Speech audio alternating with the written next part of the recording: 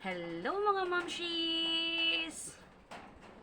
Okay, let's unbox Amara's gift. Okay.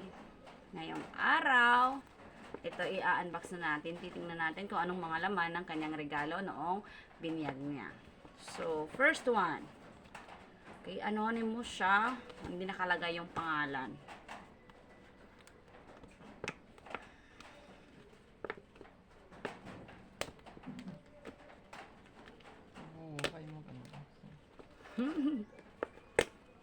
Okay, ayan.